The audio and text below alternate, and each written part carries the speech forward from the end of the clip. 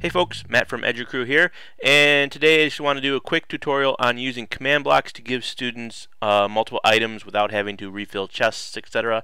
It's really a simple process. Let's go through it real quick. So, one of the things about command blocks is that they aren't found in your creative inventory. So they are only gotten through the give command in the command line. So let me run through that really quick. So instead of looking through your creative inventory, we are going to actually access the command line. You can do that through either the T button, and that'll get you the cursor blinking in the bottom left, or you could do that through just starting to type the command, which is the /, and that'll bring that up as well. So in order to give ourselves command blocks to use, we're going to use the give command, and we just want it to us, so we'll say @p, which means at the player that's giving command, or at a certain player. You could name them if you wanted to give it to someone else, and this is really the underlying structure of how the give command works in the teacher menus. And the code for command blocks is 137. And I'm just going to give myself one of those, so I'll put a 1 on the end, and you'll see it pop into my inventory. So I was given a command block, and now I can use that. One of the other things we're going to need that we can get out of our creative inventory is a chest. Oops. And chest we find in the decoration block menu. Now, we don't want a regular chest in this case. We want what's called a trapped chest, and that will actually put out a redstone signal. So it will trigger our command block. So we'll grab that guy as well. And these are pretty cool in that I can put my command block down, and by itself that does nothing until I click on it again, and I can put in the same kind of command that I just used to get a command block.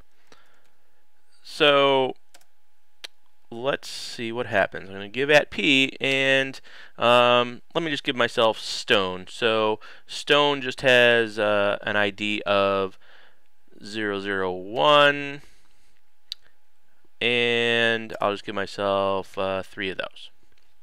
Okay, I'll show you about the commands in a second, or excuse me, the block identification.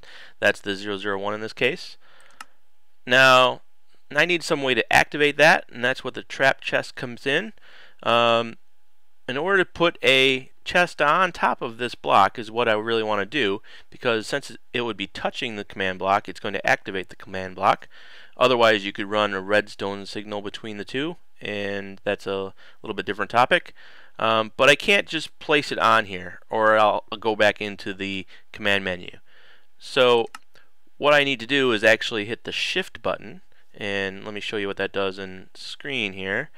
If I shift, you see I kind of crouch, and that will allow me to place the block on there. Okay, so I hit shift, and you'll see my screen dips a little bit, and now I can place that trapped chest on there. So when a student comes along, or a teacher or whoever comes along and hits this box, look, the stone just popped into my inventory. Okay. So you can actually hide these as well. You can put them underground. It'll work 2 blocks away. Okay, so I put that guy down there, and I say give @p. Let's see, 34. I'm not sure what that is, and we'll look at it in a second. That'll be another little thing I can tell you today.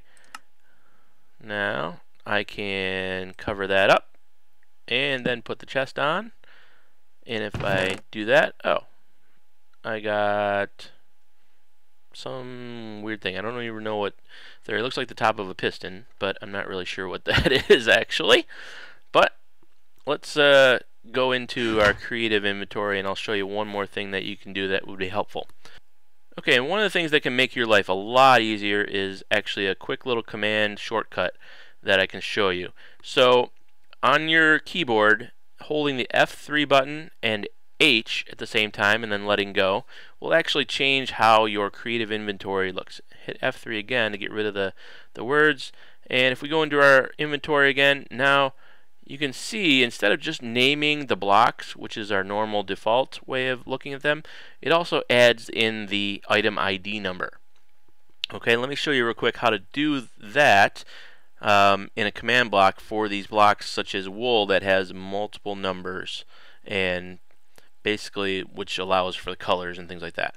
So you'll see like grass blocks are 002, cobblestone 004, oakwood is 17/0.